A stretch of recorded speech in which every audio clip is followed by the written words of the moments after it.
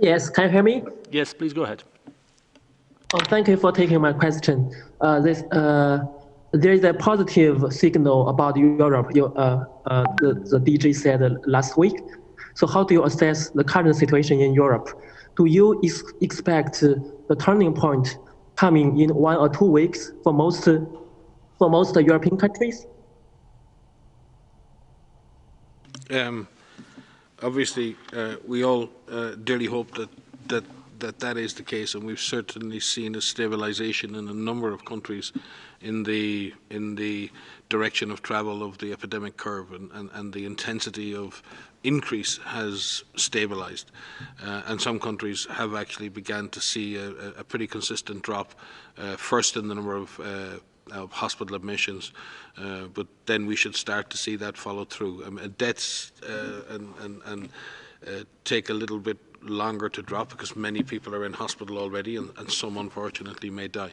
So we look at the number of confirmed cases and we look at the number of hospitalizations as the first indicator that things may be stabilizing. And we're certainly seeing that, and it's with great credit to people all over the world, and particularly in some badly affected European countries, that they've stuck with the task of physical distancing and stay-at-home orders, and that's taken the pressure out of the epidemic. But by no means does that mean that it's over. Now is the time for vigilance. Now is the time to double down.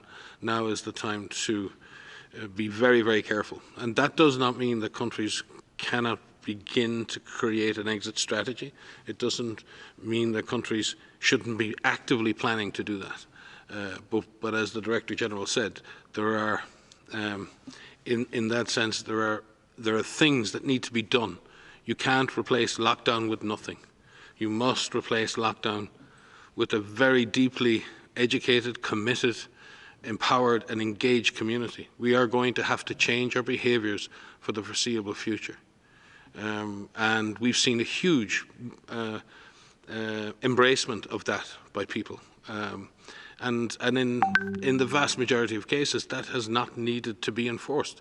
The vast majority of citizens are doing what they can for themselves and to protect others. But we are going to have those adapted behaviours in terms of personal hygiene, physical distancing, being careful for a long time. So the base of moving out of lockdown is communities on the alert, communities aware of the risks, and communities taking action, continuing to take action to protect themselves and others. That needs to be backed up with a way of finding the virus. At the moment, everybody is suffering because everyone has to be separated. That's because countries don't know exactly where the virus is. The only way to get out of this is to find the virus.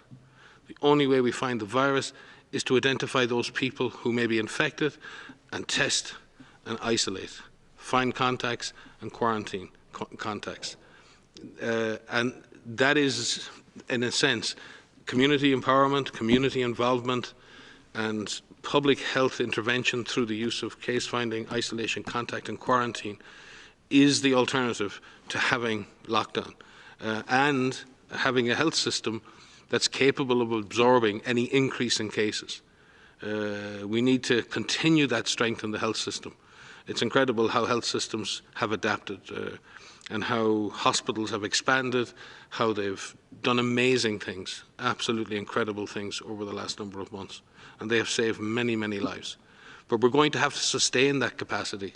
And health workers are going to have to continue to have protective equipment, and we're going to have to continue to have intensive care beds on standby, because as we come out of these lockdown situations, we may see a jump back up in cases, and we don't want to lurch from lockdown to nothing to lockdown to nothing.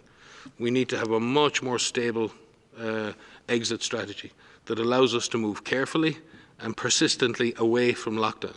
And the only way to do that is to have fully empowered communities and a fully activated public health architecture and a strengthened health system.